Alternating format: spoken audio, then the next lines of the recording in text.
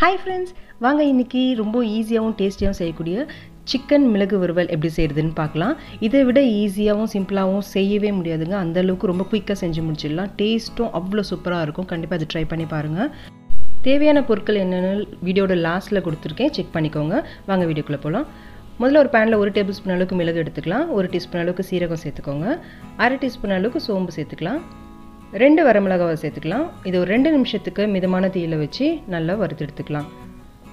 அடிப்பிடிக்காமல் பார்த்துக்கோங்க. கருகி போச்சுன்னா டேஸ்ட் மாறி போயிடும். இப்போ இது நல்லா ஆற வச்சுட்டு நல்லா ஃபைன் பவுடராக அரைச்சி எடுத்து வச்சுக்கோங்க. இப்போது ஒரு கடாயில் 5 டேபிள் ஸ்பூன் அளவுக்கு நான் நல்லெண்ணெயை சேர்த்துருக்கேன். டேஸ்ட் சூப்பராக வரும். ஸோ நல்லெண்ணெயை சேர்த்துக்கோங்க.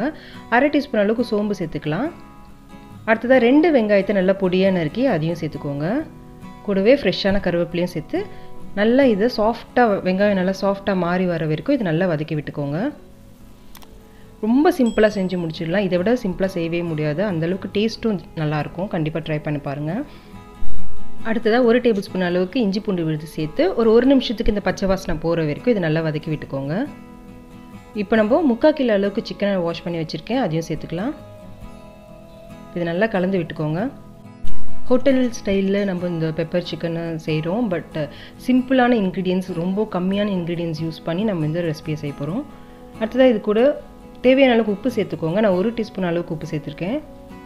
3/4 கப் அளவுக்கு தண்ணி சேர்த்துக்கலாம். அதிகமாக சேர்த்துடாதீங்க. இப்போ இது நல்லா கலந்து விட்டுக்கலாம்.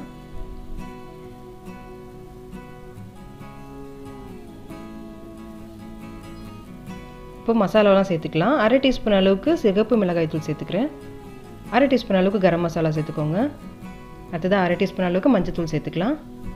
இப்போ இதை நல்லா கலந்து விட்டுக்கலாம்.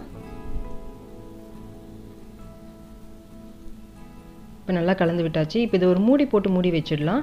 ஒரு 20 நிமிஷத்துக்கு இது நல்லா வேக வைக்க போகிறோம். மீடியம் ஃப்ளேமில் வச்சுக்கோங்க, ஹை ஃப்ளேமில் வைக்க வேண்டாம்.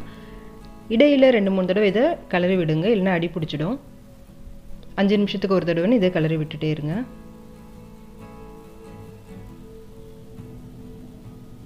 இப்போ பாருங்கள், நல்லா சிக்கன் வெந்து வந்திருக்கு.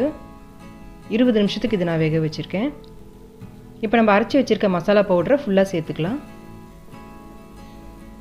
இப்போ இது லேசாக கலந்து விட்டு ஒரு 2 நிமிஷத்துக்கு மட்டும் இதை லோ ஃப்ளேமில் வச்சு வதக்கி விடுங்க. அவ்வளோதாங்க, சூப்பரான ஒரு pepper chicken fry recipe ready ஆகிடுச்சு. வீட்டில் இருக்க ஒரு சிம்பிளான இன்க்ரீடியன்ஸ் எல்லாம் வச்சு இதை செஞ்சு முடிச்சிடலாம். ரொம்பவும் நேரம் எடுத்துக்காது. கண்டிப்பாக இதை ட்ரை பண்ணி பார்த்துட்டு எப்படி இருந்துச்சுன்னு எனக்கு கமெண்ட் செக்ஷனில் சொல்லுங்கள். உங்களுக்கு இந்த ரெசிபி ரொம்ப பிடிச்சிருந்துச்சுன்னா உங்கள் ஃப்ரெண்ட்ஸ் அண்ட் ஃபேமிலி கூட ஷேர் பண்ணிக்கோங்க. அம்மாடி கிச்சன் ஃபஸ்ட் டைம் பார்க்குறவங்க அம்மாடி கிச்சன் சப்ஸ்கிரைப் பண்ணிக்கோங்க. பக்கத்தில் இருக்க பெல் பட்டனையும் ப்ரெஸ் பண்ணிக்கோங்க. இந்த ரெசிபி எப்படி இருந்துச்சுன்றதை எனக்கு கமெண்ட் செக்ஷனில் சொல்லுங்கள். தேங்க்ஸ் ஃபார் வாட்சிங்.